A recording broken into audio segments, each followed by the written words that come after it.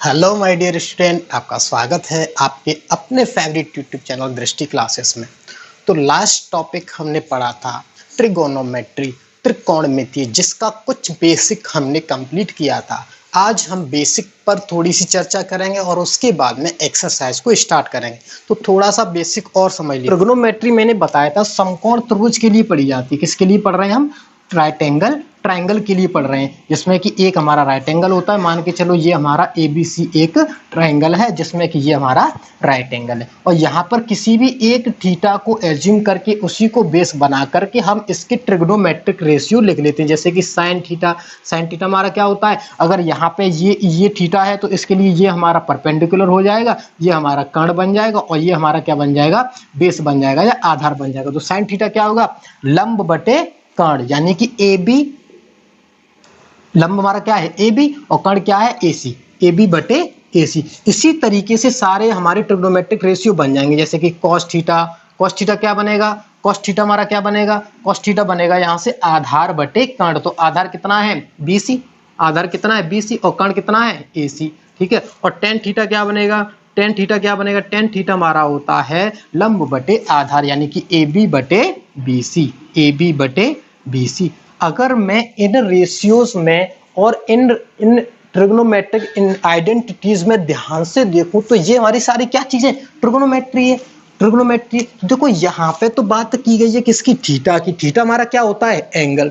Theta हमारा क्या होता है? एंगल होता है। और ये जो चीज AB AC BC, AB AC BC, ये वाली जो चीज दे रखी है ये हमारी क्या है? साइड है। ये हमारी क्या है? साइड है। कहने का मतलब ट्रिग्नोमेट्रिक रेशियो हमारी एक ऐसी रिलेशनशिप को दिखाते हैं जिसमें कि एंगल भी होता है और हमारी साइड भी होती हैं। यानी कि यहाँ पर अगर किसी का एंगल दिया होगा तो इजीली हम साइड को फाइंड आउट कर सकते हैं। अगर हमें साइड दे रखी है तो उसका हम एंगल फाइंड आउट कर सकते हैं। यानी कि ट्रिग्नोमेट्री जो हमारे काम आती है वो एक ट्राइंगल में एंगल और साइड्स के बीच में रिलेशनशिप को शो करती है कि इनमें क्या रिलेशन होता है।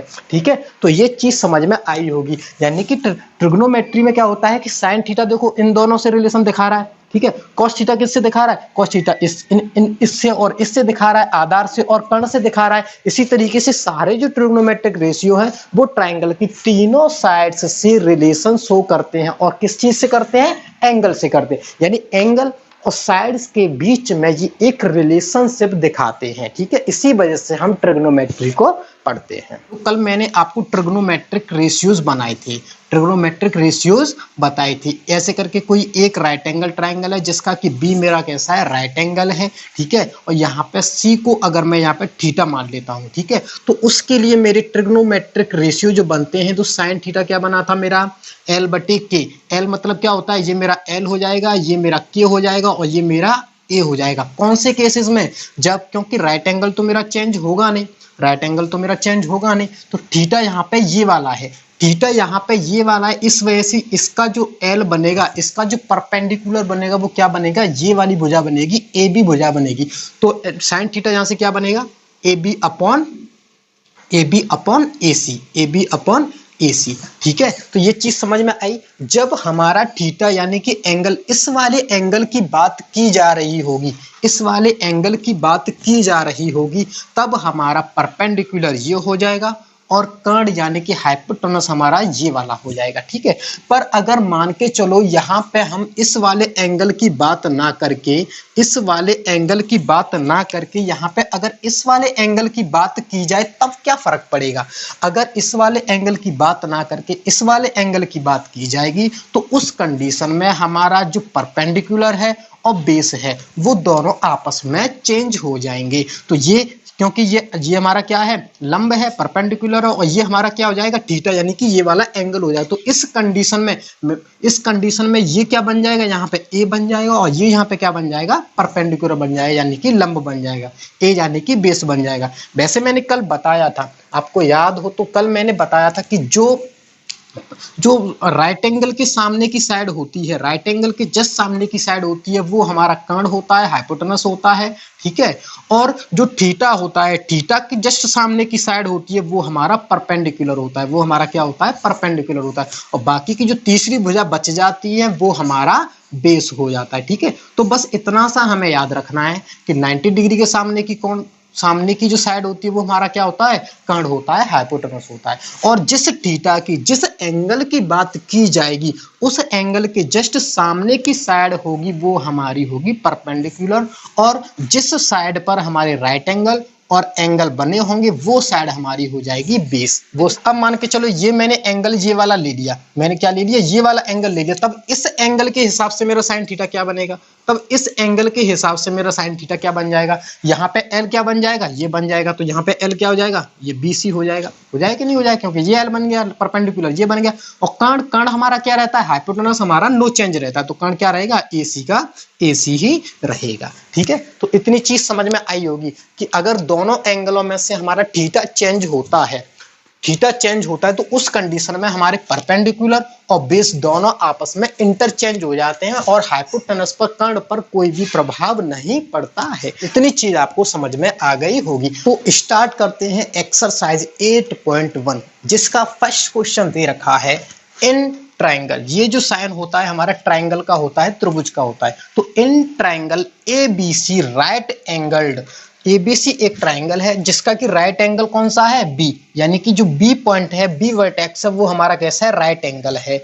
ए बी, यहाँ पे ए बी हमें दे रखी है 24 centimetre, B C is equal to 7 centimetre, B C हमें 7 सेंटीमीटर दे रखी है। डिटरमाइन, तो क्या डिटरमाइन करता है, क्या क्या डिटरमाइन करना है, sign A cos A, sign सी और कॉस सी। कहने का मतलब एक राइट एंगल ट्राइंगल हमें एबीसी दे रखा है, तो एक राइट एंगल ट्राइंगल बना लेते हैं साइड से, छोटा सा एक राइट एंगल ट्राइंगल बना लेते हैं, ठीक है। तो ए लिखा मैंने, क्योंकि इस पर राइट एंगल कौन से पॉइंट पर है, बी पॉइंट पर है। किस पर है, बी पॉइंट पर। तो बी पे हमें क्या लेना है, राइट एंगल को लेना है, और दूसरी क्या हो जाएगी, सी हो जाएगी। और इसमें दे क्या रखा है, ए बी दे रखा है 24, यानी कि ए वाली साइड दे रखी है, कितनी दे रखी है, 24 सेंटीमीटर दे रखी है। और क्या दे रखा है, बीसी दे रखी है 7 सेंटीमीटर, बीसी हमें कितनी दे रखी है, 7 सेंटीमीटर, ठीक है। तो ये हमारी 7 सेंटीमीटर दे रखी है, ये हमें 24 सेंटीमीटर दे रखी है। और ये इनके हमें ट्रिग्नोमेट्रिक रेशियोज फाइंड आउट करने हैं, त्रिकोणमितीय अनुपात हमें निकालने हैं। तो उसके लिए सबसे पहले मैंने बताया, तो उसके लिए हमें क्या चाहिए, यहाँ पे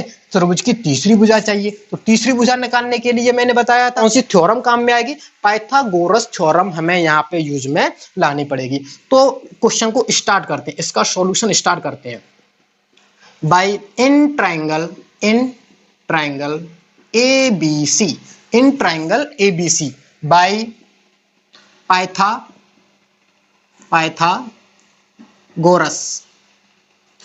Pythagoras theorem, by Pythagoras theorem क्या कहती है, तो पाइथागोरस थ्योरम कहती है कि सीधी राइट एंगल में बड़ी, यानी कि बड़ी जो साइड है उसका स्क्वायर दोनों छोटी छोटी साइड्स की स्क्वायर के बराबर होता है। यानी कि बड़ी साइड कौन सी हमारी, ये वाली है AC, तो AC का स्क्वायर बराबर होगा किसके, छोटी साइड यानी कि BC के स्क्वायर के प्लस, और छोटी साइड दूसरी कौन सी है, AB के स्क्वायर के। तो इस तरीके से इन दोनों का वर्ग इसके वर्ग के बराबर होगा, ठीक है। इन दोनों का वर्ग को जोड़ने पर इसके वर्ग के बराबर होगा। तो इसमें कौन कौन सी साइड हमें दे रखी है, AC स्क्वायर हमें निकालनी है, तो AC स्क्वायर को तो AC स्क्वायर यहाँ पे रख देते हैं, बराबर BC स्क्वायर, BC कितना है 7 सेंटीमीटर, तो 7 का वर्ग कितना हो जाएगा, 7 का वर्ग कितना हो जाएगा 49 हो जाएगा, प्लस AB स्क्वायर कितनी दे रखी है, AB स्क्वायर दे रखी है 24, यहाँ AB कितनी दे रखी है 24 दे रखी है, तो AB का स्क्वायर कितना है, 24 का स्क्वायर कितना होता है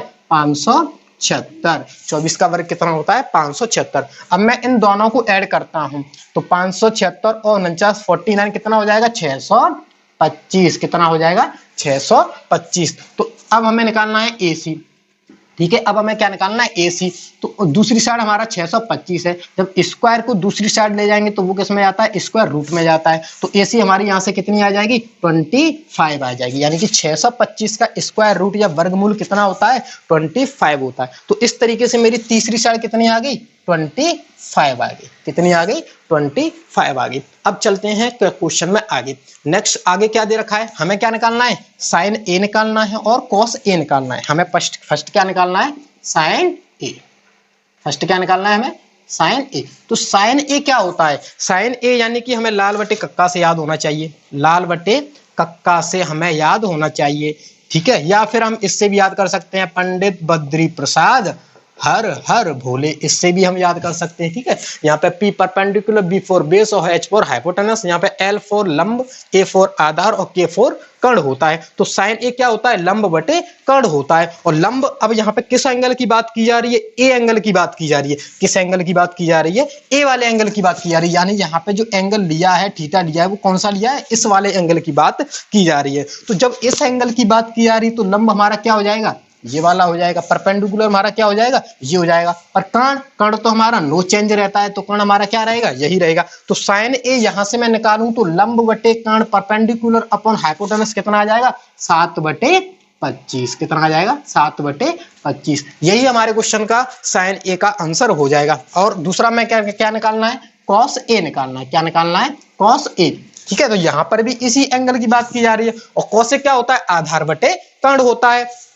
आधार बटे कर्ण होता है कॉस ए। तो आधार यहाँ पे क्या है? 24। आधार कितना है यहाँ पे? 24। और कर्ण कितना है? हाइपोटेनस कितना है? 25 है। तो 24/25 मेरे कॉस ए का आंसर हो जाएगा, ठीक है। तो इस तरीके से इन दोनों का आंसर हो जाएगा। इजीली समझ में आया होगा, ठीक है। क्योंकि यहाँ पे एंगल ए की बात की जा रही, तो ए के हिसाब से यहाँ पे जो बेस हमारा बन जाएगा 24 बन जाएगा, परपेंडिकुलर हमारा 7 बन जाएगा, और जो हाइपोटेनस होता है वो हमारा नो चेंज रहता है। अब बात कर लेते हैं हम सेकंड की। तो सेकंड में क्या दे रखा है? सेकंड की बात करेंगे तो सेकंड में दे रखा है साइन सी और कॉस सी। साइन सी, तो साइन सी निकालना है हमें। यानी कि अब इस वाले एंगल की बात ना होकर के कौन से एंगल की बात हो रही है? इस वाले एंगल की बात हो रही है। जब इस एंगल की बात होगी तो हमारा लंब यानी कि परपेंडिकुलर क्या बन जाएगा? ये बन जाएगा। और बेस क्या बन जाएगा? ये बन जाएगा। आधार हमारा ये बन जाएगा और परपेंडिकुलर यानी कि लंब हमारा ये वाला बन जाएगा, ठीक है। तो यहाँ पे साइन सी क्या होगी? साइन क्या होता है? लंब बटे कर्ण होता है।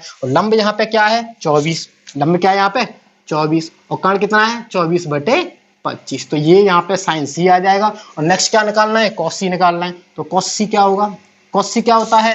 आधार बटे कर्ण। तो आधार यहाँ पे कितना है? 7 और कर्ण कितना है? 25। तो कॉस सी कितना आ जाएगा? 7/25। इस तरीके से हमारे जितने भी ट्रिग्नोमेट्रिक रेशियोज दे रखे हैं हम आसानी से फाइंड आउट कर सकते हैं। सबसे पहले इसमें हमें क्या करना है? राइट एंगल ट्राइंगल की तीनों साइड्स को निकाल लेना है। और निकालने का तरीका क्या रहेगा? पाइथागोरस थ्योरम का यूज करके हम आसानी से तीनों साइड्स निकाल सकते हैं। जब हमारे पास तीनों साइड्स ट्राइंगल की आ जाएंगी तो हमें जितने भी ट्रिग्नोमेट्रिक रेशियोज और किसी भी एंगल का यूज करके हमें ट्रिग्नोमेट्रिक रेशियोज पूछे जाएं हम आसानी से निकाल सकते हैं। अगर इस वाले एंगल की बात की जा रही होगी तो ये परपेंडिकुलर हो जाएगा और ये हमारा बेस हो जाएगा। अगर इस वाले एंगल की बात की जा रही होगी तो ये हमारा बेस हो जाएगा और ये हमारा परपेंडिकुलर हो जाएगा, ठीक है। तो इस तरीके से हम किसी भी क्वेश्चन को सॉल्व कर सकते हैं। चलते हैं नेक्स्ट क्वेश्चन की तरफ। तो एक्सरसाइज का नेक्स्ट क्वेश्चन दे रखा है सेकंड क्वेश्चन इन फिगर, यानी कि यहाँ पे एक फिगर दे रखा है। यहाँ पे एक फिगर दे रखा है यानी कि राइट एंगल ट्राइंगल हमें दे रखा है। Find tan p minus cot r। tan p और माइनस कॉट r हमारा कितना होगा? इसकी वैल्यू हमें यहाँ पे फाइंड आउट करनी है। तो उसके लिए सबसे पहले हमें क्या चाहिए? tan p चाहिए और हमें क्या चाहिए? कॉट r चाहिए।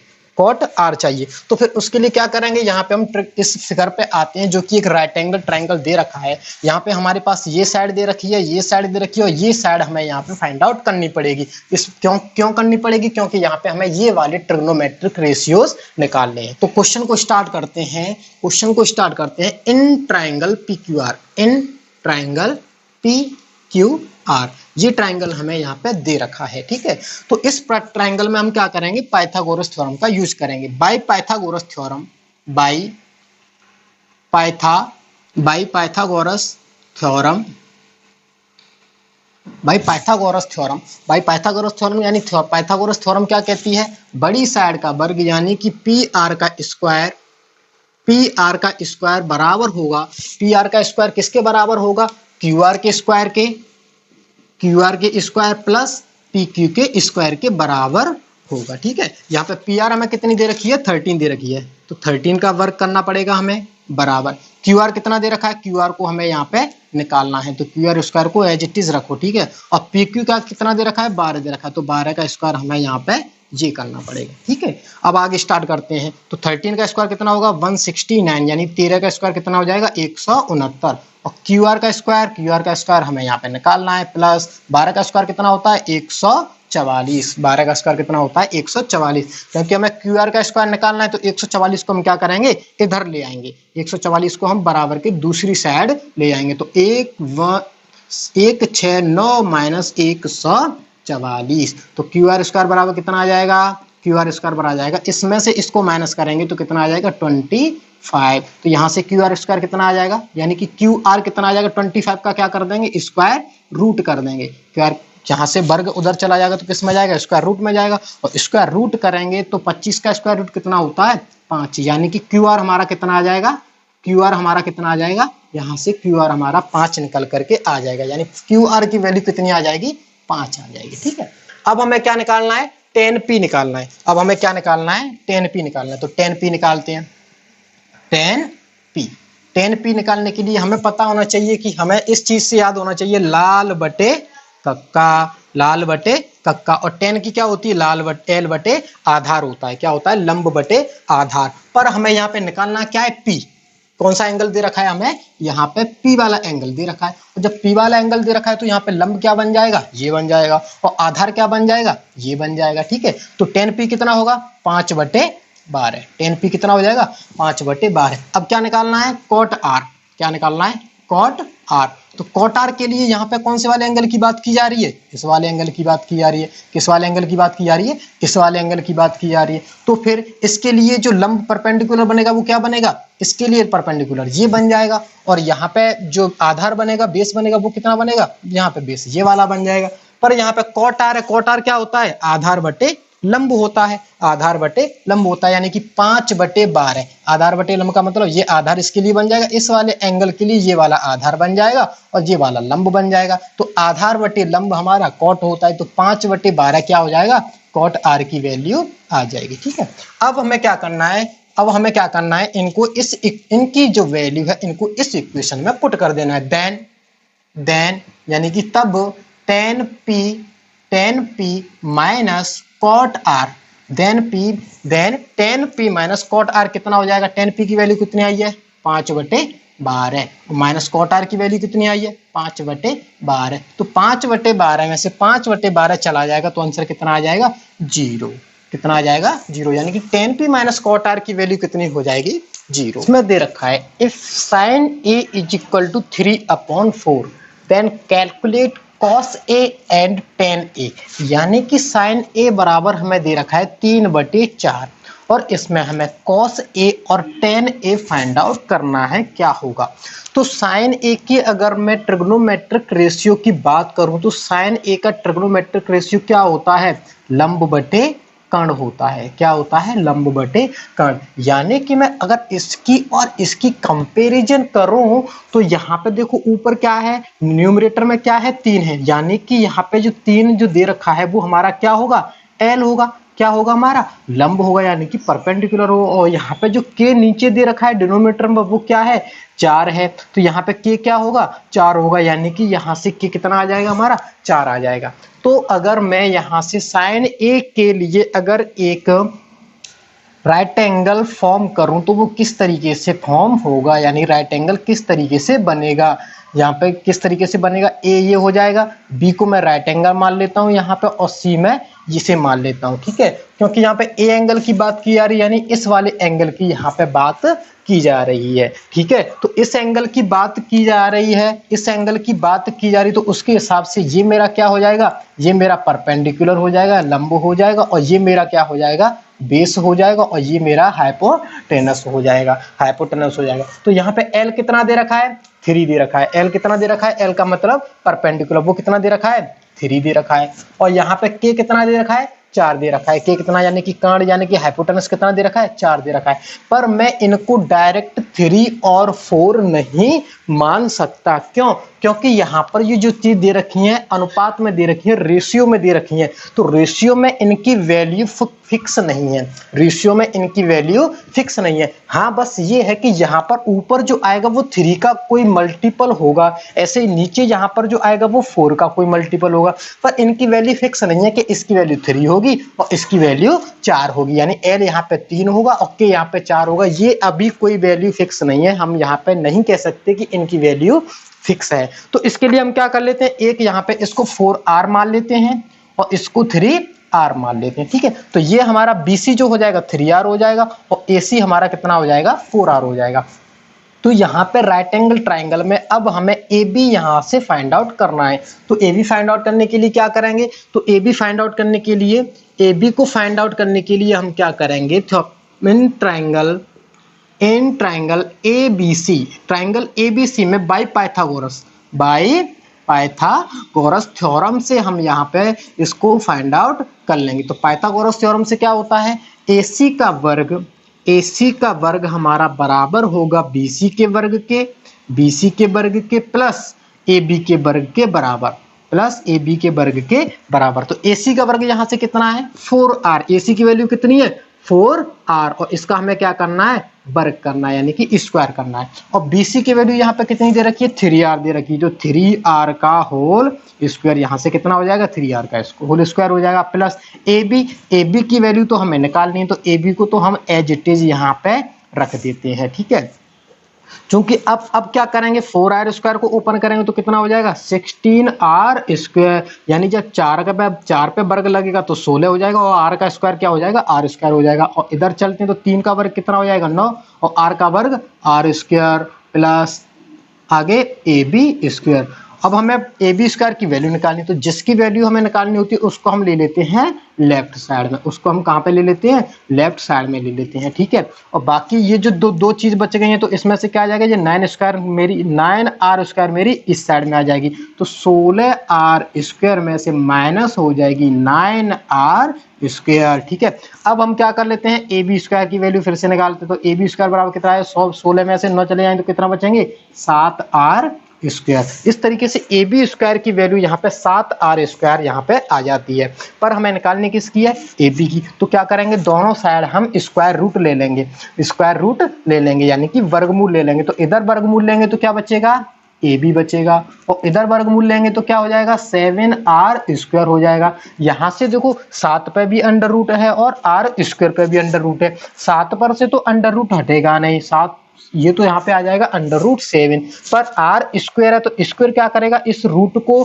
काट देगा, तो यहाँ पे क्या आ जाएगा √7r। तो AB की वैल्यू कितनी आ जाएगी √7r, तो AB की वैल्यू कितनी आ जाएगी √7 और r। अब देख लीजिए अब हमारे पास तीनों साइड्स आ चुकी हैं। अब हमें क्या निकालना है cos A निकालना है, क्या निकालना है cos A। cos A क्या होता है लाल बटे कक्का से अगर आपको याद हो, तो cos A होता है आधार बटे कर्ण। क्या होता है आधार बटे कर्ण, आधार यहाँ पे कितना है √7, आधार कितना है यहाँ पे √7 और कर्ण कितना है 4r, यानी कि √7r अपॉन 4r, ठीक है। तो r से r हमारा खत्म हो जाएगा, बचेगा कितना √7 अपॉन r, यानी cos A की वैल्यू आ जाएगी हमारे पास √7 अपॉन r। अब हमें क्या निकालना है tan A निकालना है, क्या निकालना है tan A। तो tan A क्या होता है हमारा लंब बटे आधार, तो लंब हमारा क्या है यहाँ पे लंब हमारा क्या है इसके सामने का होता है लंब, तो लंब कितना है यहाँ पे 3r, लंब कितना है हमारा 3r, ठीक है। और A कितना है आधार कितना है, आधार हमारा ये वाला है, बेस हमारा ये वाला, तो ये कितना है √7r, कितना है √7r, ठीक है। इससे ये हमारी ये कट जाएगी तो कितना आ जाएगा 3/√7। इस तरीके से tan A की वैल्यू यहाँ से हमारी आ जाएगी 3/√7। अगला क्वेश्चन नंबर 4 हमें दे रखा है गिव, जिसमें कि दिया है 15 cot A = 8, find sin A and sec A, then sin A को और sec A को हमें फाइंड करना है। तो सबसे पहले क्या कर लेते हैं 15 cot A को हम सॉल्यूशन स्टार्ट करते हैं। सॉल्यूशन स्टार्ट करने के लिए क्या करते हैं 15 cot ए को ले लेते हैं इज इक्वल टू कितना दे रखा है 8 दे रखा है। तो यहाँ पे 15 किस में दे रखा है मल्टीप्लाई में दे रखा है, तो उधर ले जाएंगे तो किस में हो जाएगा, उधर ले जाएंगे तो ये चला जाएगा हमारा डिवाइड में, किस में चला जाएगा डिवाइड में, ठीक है। और कॉट ए हमें पता है क्या होता है, लाल बटे कक्का से हमें पता है कि कॉट ए क्या होता है आधार बटे लंब होता है, क्या होता है आधार बटे लंब, यानी कि ये यहाँ पे हमारा आधार होता है और ये यहाँ पे हमारा क्या होता है लंब होता है। ये ऊपर वाला बेस होता है और नीचे वाला परपेंडिकुलर होता है, पर यहाँ पे इनकी फिक्स वैल्यू तो होती नहीं है, ठीक है। तो यहाँ पे इनकी फिक्स वैल्यू तो होती नहीं है, तो मैं यहाँ पे एक ट्रायंगल ड्रा करता हूँ इसके हिसाब से, ठीक है। तो ट्रायंगल ड्रॉ कर लेते हैं। यहाँ पे ये ए दे रखा है मान के चलो, ये बी दे रखा है जिसपे कि राइट एंगल बना हुआ है, यहाँ पे ये सी दे रखा है और यहाँ पे इस एंगल की बात की जा रही है। देखो हर जगह इसी एंगल की बात की जा रही है, ए यानी कि इस एंगल की बात की जा रही है, ठीक है। तो कॉट ए यानी कि ये आधार दे रखा है, तो आधार हमारा क्या हो जाएगा, ये हो जाएगा। इस वाले एंगल के लिए ये एल बन जाएगा और ये आधार बन जाएगा, ठीक है। तो ये हमारा क्या बन जाएगा ए और ये क्या बन जाएगा एल। तो ए कितना दे रखा है 8, तो 8 हमारी परफेक्ट वैल्यू तो है नहीं, तो इसके लिए क्या मान लेंगे, इसे 8 आर मान लेंगे, ठीक है। और ये कितनी है 15, जो क्या है हमारा लंब है, तो ये 15 आर, इसको हम 15 आर मान लेंगे। अब हमें निकालनी क्या है, तीसरी भुजा निकालनी है, तीसरी साइड निकालनी है। तो फिर क्या करते हैं हम क्वेश्चन को स्टार्ट करते हैं, फिर क्या करते हैं क्वेश्चन को स्टार्ट करते हैं। In triangle ABC, in triangle A B C by Pythagoras theorem, देखो हर जगह ये थ्योरम यूज आ रही है, हर जगह ये थ्योरम हमें यूज आ रही है, ठीक है। तो इसको बहुत अच्छे से समझ लेना है और याद कर लेना है। तो पाइथागोरस थ्योरम क्या कहती है, बड़ी भुजा का वर्ग यानी कि AC का स्क्वायर किस किस के बराबर होगा, BC के स्क्वायर के और प्लस AB के स्क्वायर के, इन दोनों के स्क्वायर के वर्ग के बराबर होगा, ठीक है।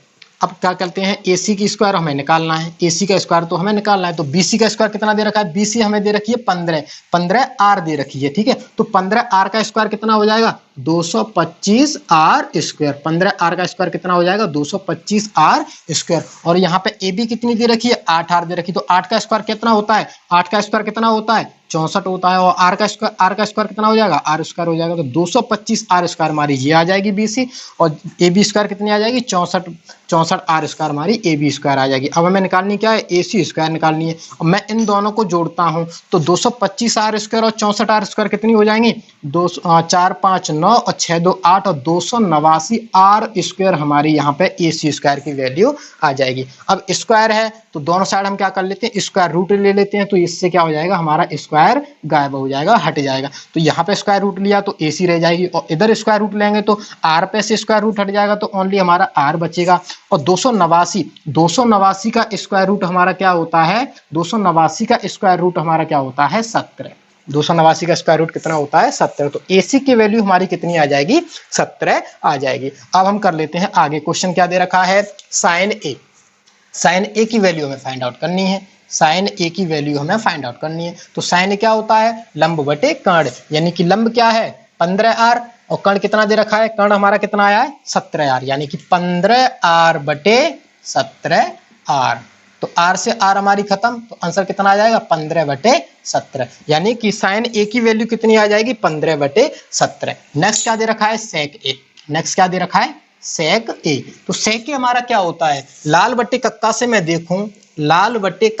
मैं देखूं तो सेक ए हमारा क्या होता है, sine cos tan cot sec, कर्ण बटे आधार। सेक ए क्या होता है, कर्ण बटे आधार। तो कर्ण यहाँ पे कितना है 17, कर्ण कितना आया यहाँ पे 17 आर आया है, और आधार कितना है, आधार में देखूं तो यहाँ पे कितना है 8 आर है, ठीक है। तो आर से आर खत्म, तो 17 बटे 8, 17 बटे 8 यहाँ पे सेक ए की वैल्यू आ जाएगी, ठीक है। सेक ए को हम दूसरी तरीके से कैसे निकाल सकते हैं, कॉस ए की वैल्यू, इसको और मैं ऑप्शन में डाल सकते हैं कि जैसे मान के चलो कॉस ए की वैल्यू मैं निकाल लूँ, कॉस ए क्या होता है आधार बटे कर्ण होता है, आधार यहाँ पे कितना है 8 आर, आधार कितना है यहाँ पे 8 आर, और कर्ण कितना है यहाँ पे 17 आर, ठीक है 17 आर। तो आर से आर खत्म, 8 बटे 17, यानी कि 8 बटे 17 किसकी वैल्यू आ जाएगी कॉस ए की, और हमें पता है कि कॉस ए के अपोजिट क्या होता है सेक ए होता है। तो सेक ए की वैल्यू निकालने के लिए क्या करेंगे, कॉस ए की जो वैल्यू आई है उसको पलट देंगे, तो 17 बटे 8। तो यहाँ से भी आंसर कितना आ रहा है 17 बटे 8, ठीक है। तो आपको यहाँ तक सॉल्व कर लेना है,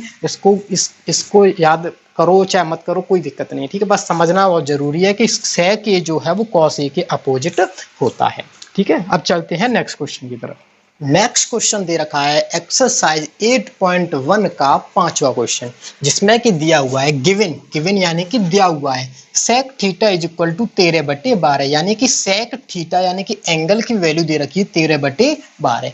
calculate all other trigonometric ratios, हमें बाकी के ट्रिग्नोमेट्रिक रेशियो जिसमें फाइंड आउट करने हैं, जिसमें कि सेक थीटा की वैल्यू हमें दे रखी 13/12। अब सॉल्यूशन को हम करते हैं स्टार्ट। हमें पता है कि सेक थीटा का जो ट्रिग्नोमेट्रिक रेशियो होता है वो होता है कर्ण बटे आधार। क्या होता है?